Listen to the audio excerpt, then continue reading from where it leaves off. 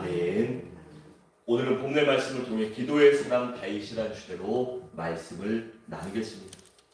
여러분, 다윗은 사울왕의 시기와 질투로 인해 약 10여 년이라는 긴 시간 동안 도망자로 살아갑니다. 그런데 그렇게 다윗이 고난과 어려움을 당하는 데는 사실 하나님의 놀라운 섭리와 계획이 있었습니다. 하나님께서는 장차 다윗을 위대한 왕으로 사용하시고자 그렇게 어렵게 연단하신 것입니다. 다윗은 사울을 피해 도망다니는 동안 믿음이 더욱더 견고해집니다. 사람을 의지할 게 없고 어디도 의지할 수 없을 때 오직 하나님만 의지함으로 그가 믿음이 더욱더 신실해집니다.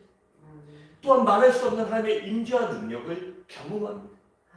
그리고 정신적으로나 육신적으로나 성숙하고 강건해져 갑니다. 또한 지도자로서의 자질과 지도력을 쌓을 수 있는 그러한 귀한 기회로 만드셨던 것입니다.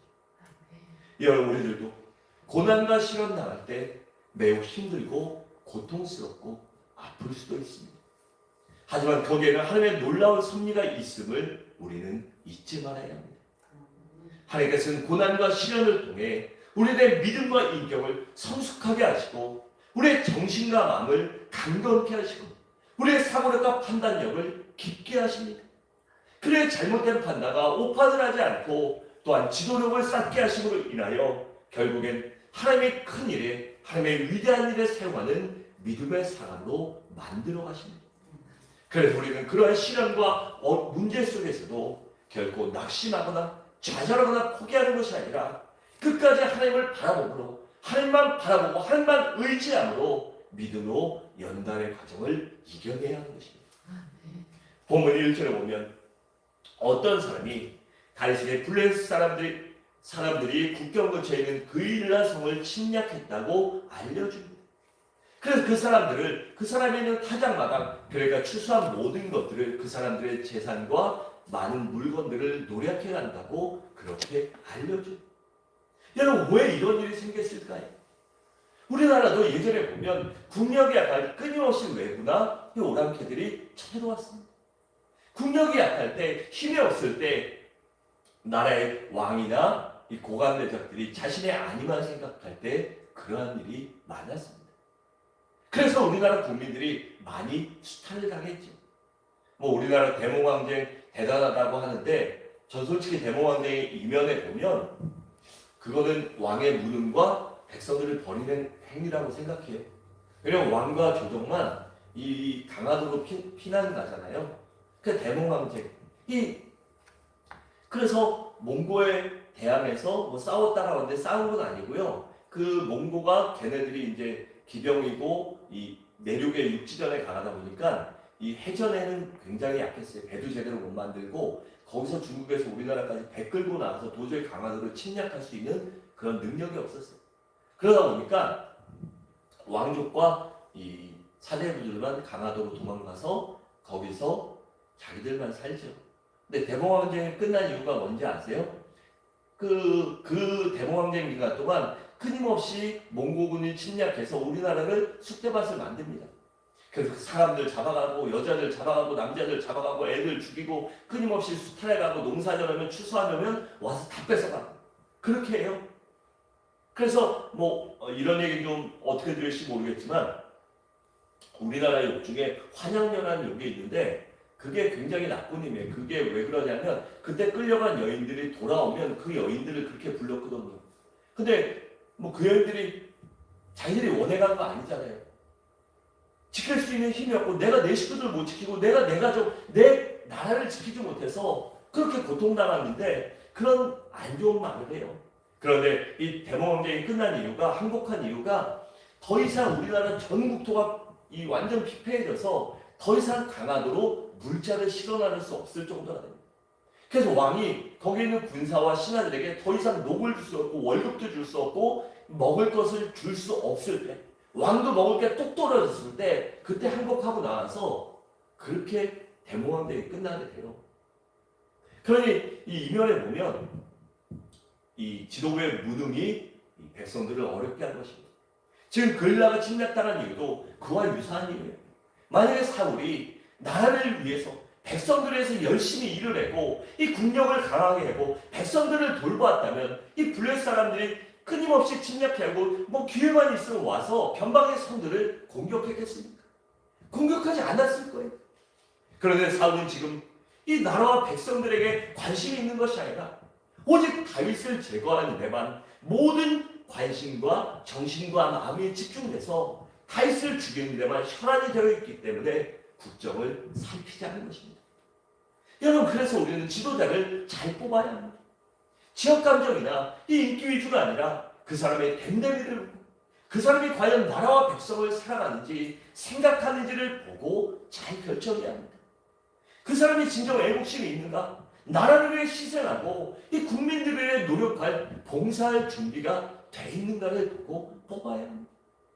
비단 대통령뿐만 아니라 국회의원도 그렇고요, 시의원도 그렇고요, 하다못해 동네만 뽑는 것도 잘 뽑아야 돼요. 저희 아는 분 중에 제 아버지 되게 친한 분이 있는데 군수를 하면서 예전에 이제 민선 전에 군수를 하면서 굉장히 청렴결백하게 진짜 깨끗하고 진짜 열심히 정직하고 그래서 군수를 하고 그렇게 몇십 년을 살았는데 50이 넘었는데 4천만 원짜리 아파트 전세가 그 사람 전 재산이었던 거예요. 근데 민선 일기 뽑으면서 시장이 돼서 이 시를 위해 봉사하고 싶은데 돈이 없으니까 그 4천만 원 전세 대출 받았는데 선거자금 감당이 안 되잖아요. 그래서 그분이 뭐 사채도 쓰고 막 이랬는데 도저히 안 돼갖고 아버지한테 와서 좀 도와달라. 근데 아버지가 좀 도와주신 적이 있어요. 그래서 네 시장 되고 뭐 여유로울 때 갚아라. 그랬는데 일기 때는 참 잘하셨어요. 일기 때는 정말 정직하게 막 학연 지원 다 떠나서 사람들 막 너무 심하게 하다 보니까 오히려 이제 동문들한테 이 욕을 먹고 이기에 떨어졌는데 그리고 계시다가 3기 때 민선 3기 때부터 해서 3기, 4기, 5기까지 했었나? 시장을 한 3번, 4번 했거든요.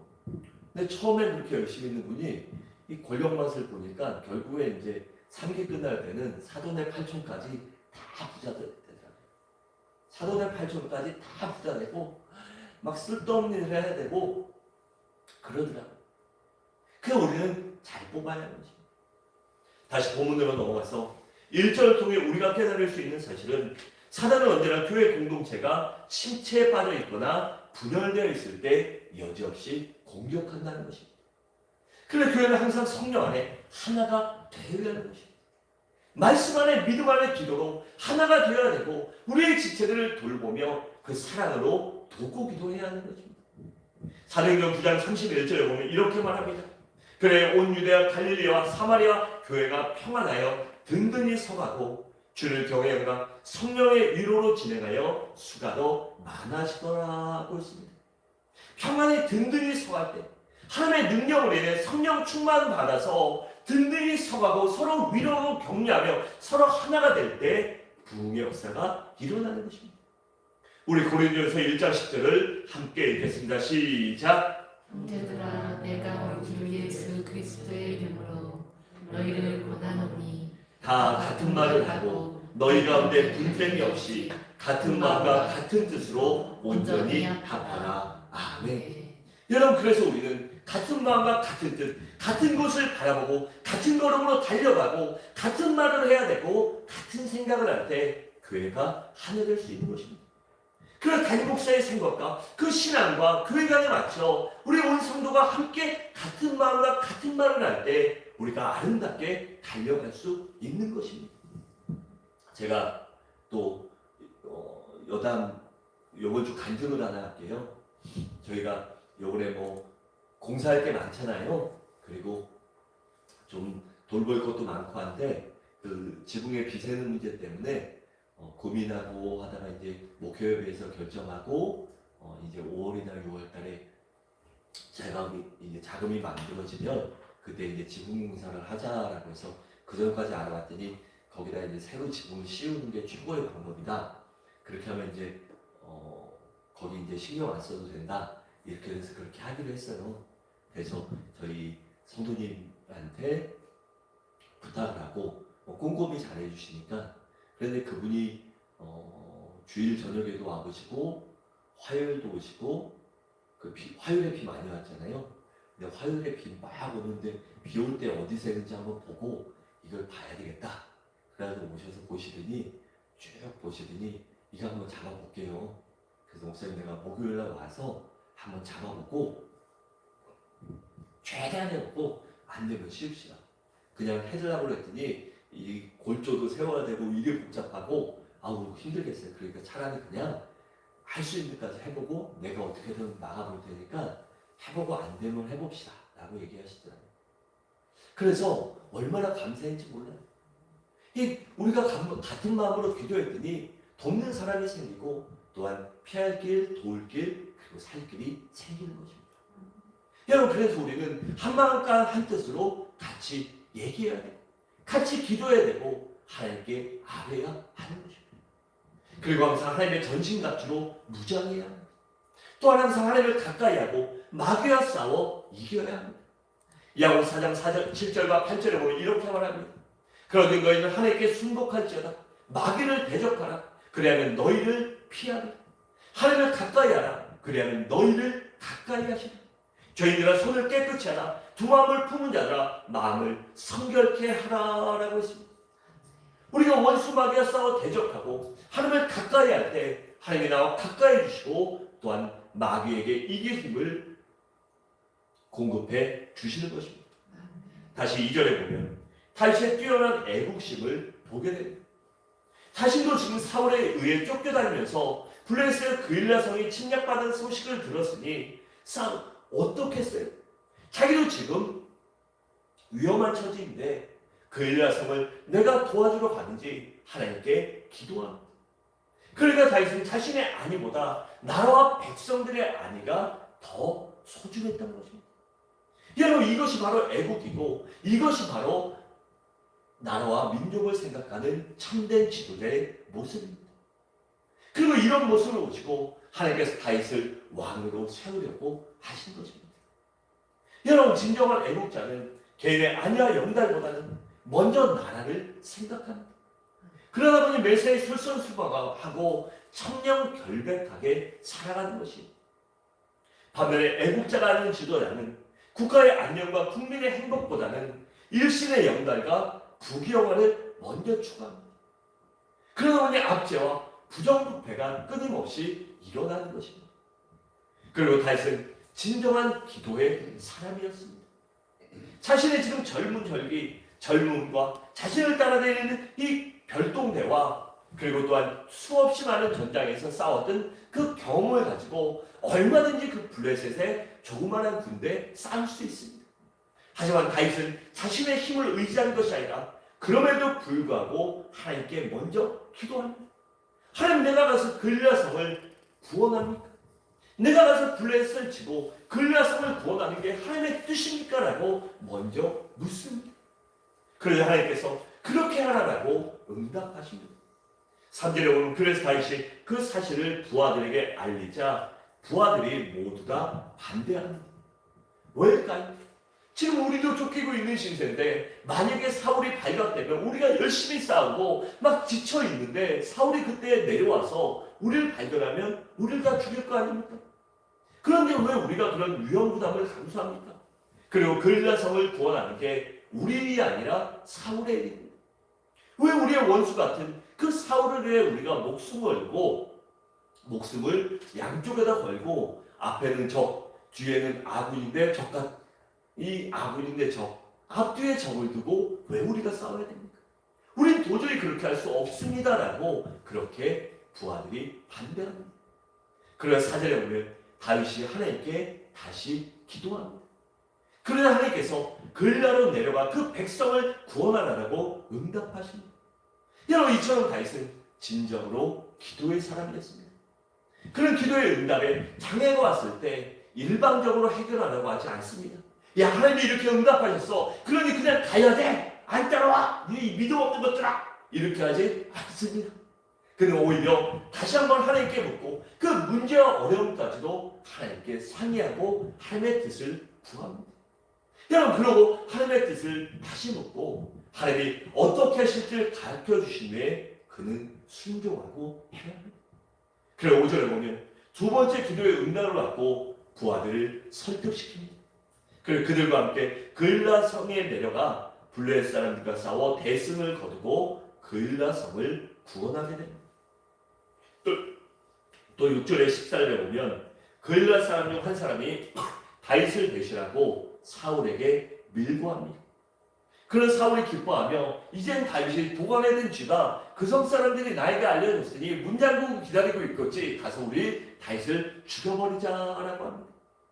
여러분, 여기 보면 그일라 사람이 다윗이 자기의 목숨을, 자기의 가족들의 목숨과 재산을 지켜줬다면 다윗에게 고마워하지 않겠어요? 그런데 다윗을 배신하고 사울에게 부경을 얻기 위해서 다윗을 배신합니다. 여러분, 이처럼 우리 그리스도인들은 이렇게 배신하는 사람이 아니라 신의가 있는 사람이 되어야 합니다. 누구에게 은혜를 입었으면 그 은혜를 반드시 갚을 줄 알아야 합니다. 은혜를 저버리고 배신해서는 안 되는 것입니다. 그런데 여러분, 이 세상에서 우리가 받은 은혜 중에 어떤 은혜가 가장 큰 은혜일까요? 바로 주님의 은혜 아닙니까? 주님께서 나 같은 죄인을 구원하시기 위해 십자가에 달려 목숨까지 버리셨습니다. 만약에 누가 나를 위해 심장 하나 띄워준다고 해도요, 여러분, 얼마나 고맙고 평생 못 잊을 거예요. 제 친한 친구 하나가 이 심장이 안 좋아요. 그래서 두 개 다 망가져서 이 투석을 하고 막 이러는데, 이식을 하면 그 심장 이식하면 여러분들도 아셔야 될 게, 이식 받았다고 평생 가는 게 아니라 길어야 10년 쓴대요. 그러니까 보통 5년, 안 맞으면 1, 2년 안에 떼어내야 되고 다시 이식 받아야 되는데, 그 상황 속에서 너무 안 좋아서 이식받지 않으면 생명의 위험을 느낄 때예요. 그래서 그 친구가 저한테는 부탁을 안 했어요. 얘기를 안 했어요. 얘기했다면 미안했을 거예요. 못 주니까. 주면은 목회하기 힘드니까, 그렇잖아요. 새벽부터 못 뛰니까. 그래도 다행히 이 초등학교 때부터 그 친구의 동창 하나가 그 친구의 이 신장 하나 띄워줬대요. 그러니까 신장 하나 띄워주고 제 친구가 조금 나아지고 지금 생활을 하는데, 이제 그 신장이 이식받은 지 한 5년 정도 돼서 이 기능을 또 상실해서 또 이식받아야 한다고 하더라고요. 근데 이식이 쉽지 않아서 그냥 투석하고, 그동안 투석하는 게 좀 익숙해져서 저녁에 들어가서 투석하고 아침에 나오고 이렇게 생활을 해요. 일상생활이 일반인처럼은 안 돼요. 근데 그렇게 하는데, 그 얘기 듣고 제가 얼마나 고마운지, 정말 친한 친구거든요. 그 신장 떼어준 친구 불러가고 제가 밥 한 번 사주고 여러 번 사줬어요. 같이 만나서 대전에 있을 때 같이 만나서 밥 사주고 친하게 지내고, 난 너같이 의리 있는 사람이랑 친하게 지내고 싶다. 내가 도와줄 수 있는 거 있다면 큰 힘은 못 돼도 내가 도와줄 테니까 우리 친하게 지내고 이 친구 위해서 또 같이 기도하자. 그러니까 잘 지내게 됐어요. 여러분, 그 친한 친구인데도 신장 하나 띄워주니까 얼마나 고마운지 몰랐어요. 그래서 나를 위해 줬다면 정말 고마울 거예요. 그러려고 우리 주님은 신장 하나가 아니라 목숨까지 주셨습니다. 그런데 우리가 그 은혜를 어떻게 잊겠습니까? 바라건대 우리 모두 평생 동안 주님의 은혜를 잊지 않고 보답하는 삶을 살아가시기 바랍니다. 또 9절과 10절에 보면 사울에게 그일라 사람이 이르고 해서 사울의 군사를 동원한다는 소식을 다윗이 듣게 됩니다. 그 아비아들이 에봇을 가지고 다윗에게로 오죠. 그래서 다윗이 그 모든 사실을 알게 됩니다. 여러분, 사업이나 장사나 어떤 거를 할 때 승리할 수 있는 비결이 무엇일까요? 바로 정보전이에요. 누가 먼저 정보를 입수했냐, 누가 먼저 좋은 것을 아느냐에 따라서 승패가 결정될 때가 많기 때문입니다. 지금 사울과 다윗이 치열한 정보전에서 다윗이 한 발 앞서갔던 것입니다. 그 이유가 무엇일까요? 다윗은 신의가 있는 사람이었고 믿음이 있는 사람이었고 신실하고 정직한 사람이었기에 그 곁에 바른 사람, 돕는 사람이 많이 생긴 것입니다. 그리고 이런 사실을 듣고 다윗은 다시 한번 하나님께 기도합니다. 여러분, 일반적으로 이런 상황을 사람들은 어떻게 할까요? 그냥 도망가게 급급하겠죠. 빨리 도망가야 되는데 다윗은 그 긴박한 상황 속에서도 하나님께 기도합니다. 잠언 3장 5절과 6절에 보면 이렇게 말합니다. 너는 마음을 다해 여호와를 신뢰하고 내 명철을 의지하지 말라. 너는 범사의 그를 하나님을 인정하라. 그리하면 하나님께서 내 길을 지도하시리라고 했습니다. 그래서 하나님, 사울이 우리를 치러 내려오겠습니까? 그리고 글라 사람들이 나를 사울의 손에 다시 한번 배신해서 넘겨주겠습니까? 라고 하나님께 묻습니다. 그러나 하나님이 그렇다. 이 글라 사람들이 너를 또 한 번 배신할 거고 사울이 너를 죽이러 내려올 거다라고 응답해 주십니다. 이런 하나님이 왜 이렇게 다윗에게 매번 응답해 주셨을까? 바로 이런 다윗의 믿음 때문이었습니다. 무슨 일이 있든지 어떠한 문제를 만나든지 먼저 하나님께 기도하는 그 믿음의 모습을 보고 도와주신 것입니다.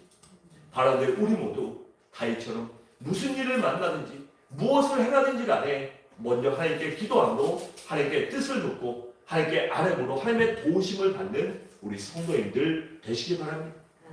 또 13절에 보면 어느덧 다윗의 추동 세력이 400명이었잖아요 전에는. 근데 600명까지 불어나게 됩니다.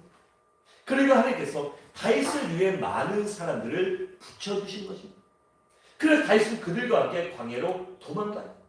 여러분, 하나님께서는 다윗이 사울을 피하여 도망다니는 기간 동안 다윗과 그 일행들이 먹고 살 수 있는 의식주의 모든 문제를 해결해 주셨습니다. 여러분, 이것이 무엇을 의미할까요? 그것은 우리가 주님 말씀에 순종하고 살고 하나님만 의지하며 살면 연단에게 고난도 받고 어려움도 만날지만 하나님께서 반드시 필요한 모든 것을 공급해 주신다는 것입니다. 그래서 우리가 하나님을 의지하고 하나님을 믿을 때 하나님이 책임져 주시는 것입니다. 마태복음 6장 33절을 함께 읽겠습니다. 시작. 두려워하지 말라. 내가 너와 함께함이라. 마태복음 6장 33. 제가 잘못했네. 제가 이렇게 그래도 너희 먼저 그의 나라 그의 의를 구하라. 그리하면 이 모든 것을 너희에게 더하시리라고 했습니다. 먼저 하나님의 나라와 하나님의 의, 하나님을 구할 때 하나님의 모든 것을 주심을 믿음으로 인하여 하나님만 의지하는 여러분들 되시기 바랍니다. 또 14절에 보면 사울이 그토록 다윗을 찾으려고 했지만 찾을 수 없습니다. 그 이유가 무엇일까요? 하나님이 다윗을 보호해 주시고 지켜주셨기 때문입니다. 여러분, 하나님의 사랑은 하나님께서 반드시 책임져 주시고 도와주십니다. 그렇게 성도들은 세상을 의지하고 사람을 의지하고 하나님의 손을 구하는 것이 아니라 하나님의 얼굴을 구하고 하나님의 뜻을 구하고 하나님의 영광을 구할 때 하나님이 도와주시는 것입니다. 이사야 41장 10절을 함께 읽겠습니다. 시작. 두려워하지 말라. 내가 너와 함께함이라. 놀라지 말라. 나는 내 하나님이 됨이라. 내가 너를 굳세게 하리라. 참으로 너를 도와주리라. 참으로 나의 의로운 오른손으로 너를 붙들리라. 아멘. 우리 모두 하나님을 의지함으로 하나님이 꽉 붙들어 주시는 믿음의 성도가 되시기 바랍니다. 아멘. 또 15절과 18절에 보면 사울의 추격대 중에 누가 있었을까요? 요나단이 있었습니다. 그래서 그가 비밀리에 다윗에게 찾아와서 다윗을 위로하고 격려합니다. 다윗아, 네가 지금처럼 하나님만 의지한 것처럼 앞으로도 하나님만 의지해라. 그러면 하나님 결코 우리 아버지가 사울왕이 너를 해치지 못할 것이다. 그리고 반드시 하나님이 너를 이스라엘의 왕이 되게 하실 것이고 나는 그 다음이 될 것이다. 나도 알고 우리 아버지도 알고 모든 사람이 아니 너는 하나님께 믿음을 다하여 하나님이 이루어질 그때까지 인내하고 잘 열심히 믿음으로 하나님만 의지하고 격려해 주는. 여러분, 이처럼 요나단은 진정으로 믿음의 사람이었습니다. 자신의 뜻이나 자신의 생각보다 언제나 하나님의 뜻에 따라 순종했고 하나님의 뜻을, 하나님의 의지를 가장 중요시 여겼기 때문입니다. 그래서 자신이 왕이 아닌 다윗이 왕이 되는 것이 하나님의 뜻임을 알고 그 뜻에 순종하며 다윗을 기꺼이 도운 것입니다. 이처럼 요나단은 진정으로 신의와 믿음이 있는 사람이었어요. 그래서 다윗과 맺은 언약을 끝까지 변치 않고 지키게 됩니다. 심지어 그는 사람이니까 자기의 마음이 바뀔 수도 있잖아요. 그래서 끊임없이 하나님 앞에 두려워하는 마음을 자진해서 여러 번 서원을 합니다. 하나님, 내가 다윗을 도울 수 있게, 하나님의 뜻대로 다윗이 왕이 될 수 있게 하나님 내가 그렇게 하게 도와주십시오라고 스스로 하나님 앞에 기도하는 사람이었습니다. 또 19절과 23절에 보면 다윗이 헤브론 남동쪽에 있는 십광야에 있었는데 그 사실을 십광야 사람들이 사울에게 또다시 밀고 합니다. 그런데 여기 좀 어이없는 거는요, 이 십광야 사람들이 어떤 지파였을까요? 다윗과 같은 유대 지파 사람들이었습니다. 그렇다면 같은 친척인데, 그리고 이 사람도 별로 없는데 다윗이 죄가 없고 이 불합리하게 쫓겨 있는 걸 안다면 도와주지 못할 망정, 밀고는 하지 말아야 되는데 그런데도 밀고 하는 것입니다. 여러분, 어느 시대 어느 곳에 가든지 사람 사는 곳은 다 비슷해요. 어디 가든지 사단의 무리가 있고 그 하수인이 있고 또한 배신하는 사람이 있고 또한 이 사람의 도리를 버리는 사람들도 있기 마련입니다. 또 반대로 이 믿음과 의리를 지키는 사람이 있고 애국심이 뛰어난 사람이 있고 또한 믿음으로 하나님을 의지하는 사람도 있는 것입니다. 그렇게 중요한 것은 그 사람 때문에 가슴 아파하고 분노할 것이 아니라 나를 믿어주고 따라주는 사람, 나와 함께하는 그 나의 힘이 되는 사람들을 바라보고 그들 때문에 힘을 얻고 살아야 하는 것입니다. 아멘. 여러분, 요새 왜 사람들이 자살할까요? 옛날보다 먹고 사는 거 많이 좋아졌잖아요. 그리고 옛날보다 모든 게 풍요해졌는데 왜 사람들이 죽겠다 못 살겠다 할까요? 바로 남들만 보기 때문입니다. 내가 갖지 못한 것, 나를 힘들게 하는 사람들, 아니면 어디 나오는 그런 자랑질하는 것만 보고 그것 갖고 나는 왜 이렇게 못할까? 나는 왜 없을까? 그런 마음을 갖기 때문에 우리가 힘든 것입니다. 그래, 우리는 그런 안 좋은 것이 아니라 나와 함께하는 사람, 하나님이 내게 주신 것, 하나님이 내게 말씀해 주신 것, 나와 함께 하신 그 하나님을 바라보고 믿음으로 인하여 우리는 언제나 감사와 기쁨으로 살아가는 여러분들 되시길 바랍니다. 아멘. 또한 여러분, 이 부정적인 것이 아니라 긍정적인 것에 마음을 쏟아야 우리가 이 마음이 평안을 유지할 수 있는 거예요. 안 좋은 거 나쁜 거 보면요, 언제나 그래요. 그래, 맨날 드라마 같은 데서도 나쁜 거 보면요, 그게 익숙해져요. 저는 그 남자들의 액션물을 좋아하잖아요. 그래서 어려서부터 뭐 람보 이런 거 많이 보다 보니까 이제는 애지간히 막 총 쏘고 이런 거 봐도요, 놀라지도 않아요. 그렇잖아요. 근데 아이들 처음에 탄산음료 먹을 때 아세요? 아이들 처음에 콜라나 이런 거 먹이면 애들이요, 막 이래요. 막 진저를 치고 막 하고 막 토하는 애들 듣고 이래요. 근데 아이들이 그 단맛, 그 짜릿함에 중독되다 보면 어떻게 되죠? 그거 2번, 3번, 10번, 20번 먹다 보니 그거 찾아요. 그래서 우리는 안 좋은 것에 익숙해지는 것이 아니라 좋은 것에 익숙해지는 여러분들 되시기 바랍니다. 또 24절과 9절에 보면 사울왕의 추격전이 본격적으로 시작돼서 다윗이 숨가쁘게 도망다니기 시작합니다. 그런데 점점 포위망이 좁혀와서 이젠 정말 다윗이 도관에 든 신세로 전락하게 됩니다. 그런데 그때 어떤 일이 있었을까요? 바로 하나님의 손길이 다윗을 구원해 주십니다. 27절에 보면 사울의 전령이 급히 와서 왕이여 블레셋 쳐들어왔습니다. 이번엔 많은 군대를 끌고 와서 어쩔 수 없이 바로 지금 전쟁에 나가지 않으면 안 됩니다 라고 얘기하자 사울이 다윗을 추격하는 것을 바로 몇 시간, 하지만 하루만 있어도 다윗을 죽일 수 있을 텐데 그것을 포기하고 전장으로 향하게 됩니다. 여러분, 이것은 우연의 일치가 아닙니다. 하나님께서 정확한 시간에 맞춰서 정확하게 역사하신 것입니다. 이처럼 우리가 있는 하나님은 하나님의 백성들을, 하나님의 자녀들을 끝까지 책임져 주시고 보호하여 주십니다. 그러므로 어떠한 경우에라도 낙심하거나 포기하지 마시기 바랍니다. 우리 하나님께서 필요한 시간에 필요한 방법으로 반드시 역사하시기 때문입니다. 여러분, 홍해의 기적도 보세요. 또 마라의 역사도 보시고 또한 요나의 역사나 에스더의 역사를 한번 보세요. 그 모든 일들 가운데 그들이 위험을 겪고 죽을 일이라고 다들 불안해했지만 하나님이 도와주시다 그 화가 변하여 복이 되고 오히려 전화회복의 축복을 경험하게 된 것입니다. 사랑하는 성도 여러분, 말씀을 마치겠습니다. 우리 모두 다윗처럼 하나님을 절대 신뢰하고 의지하는 기도의 사람이 되어 나라와 교회를 먼저 생각하는 믿음의 사람이 되시기 바랍니다. 또한 다윗과 요나단처럼 하나님의 뜻을 먼저 앞세우고 하나님께 묻고 언제나 하나님만을 의지하는 신실한 믿음의 사람이 되어 하나님 반드시 도와주시고 반드시 승리케 해주시고 반드시 위기에서 건져주시는 그 크신 은혜를 경험하는 성중앙의 귀한 성도들이 되시기를 주님의 이름으로 간절히 축원합니다. 우리 이 시간 다 함께 성령 하나님 찬양하시고